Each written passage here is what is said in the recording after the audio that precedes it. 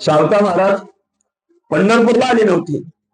त्यांचा एकच होता, कांदा मुळा भाजी अवघी विठाबाई माझी, लसूण मिरची कोथंबिरी अवघा झाला माझा हरी, मोठ नाडा विहीर दोडी अवघी व्यापिली पंढरी, सावत्याने केला मला आणि विठ्ठल पायी गोविला गळा.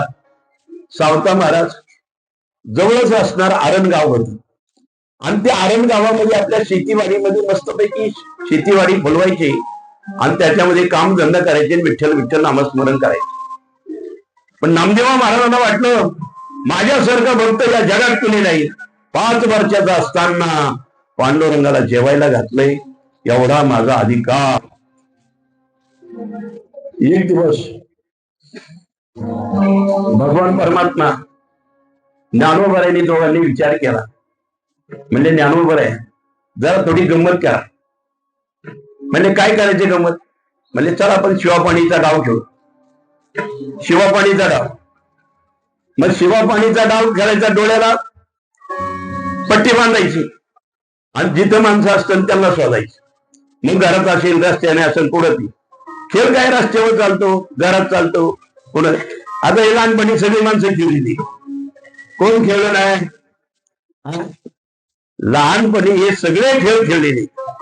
डोळे बांधून पकडायचं, एका मेढ्याला शिवायचं, म्हणजे त्याला शिवापाणीचा असणारा खेळ मांडायचा. म्हणजे कोण शिवायला येतं? म्हणजे पहिली वारी कोणाची? नामदेव महाराजांची. नामदेव महाराज तुम्ही असणार आम्हाला शिवायला आहे आणि आम्ही असणार पुढे लपणार. मग ज्ञानोबराया आणि पांडुरंगराया वेगवेगळ्या पद्धतीने असलेले लपत जायचे आणि नामदेव महाराज त्यांना शोधायला लागले.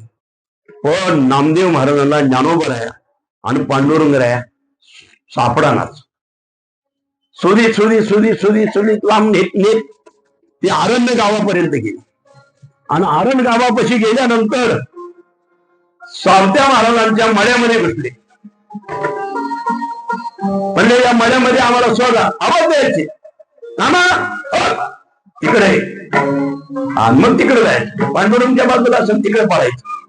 ज्ञानोबा यांचे माऊली, ज्ञानोबा, नामदेवा मी इकडे. पण दिसतंय कुठे, त्यांना पकडायचं. मग अशा प्रकारचा त्यावेळेला पकडापकडीचा तो कार्यक्रम सुरू झाला. पण त्या संपूर्ण मळ्यात फिरले, पण नामदेव महाराजांना पांडुरंग सापडाना आणि ज्ञानोबराया सापडाना. आता ज्ञानोबरायाला ही लीला करायची होती आणि पांडुरंगाला सुद्धा ही नामदेव महाराजांची लीला दाखवायची होती.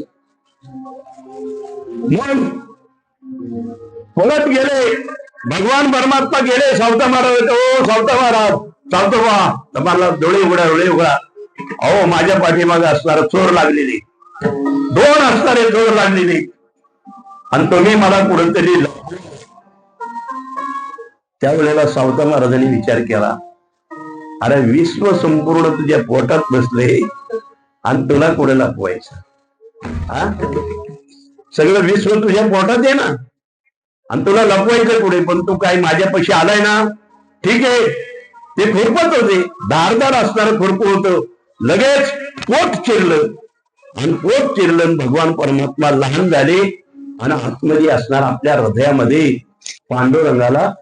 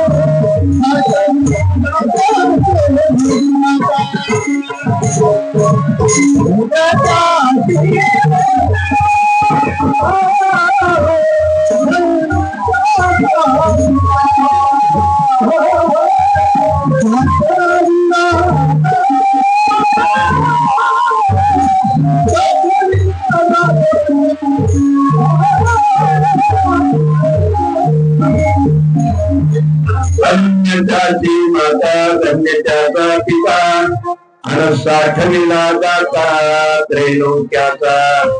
सावता महाराजांनी आपल्या हृदयामध्ये पांडुरंगाला साठवलं, पण साठवत असताना पांडुरंगाचा पितांबर जरा बाहेर राहील.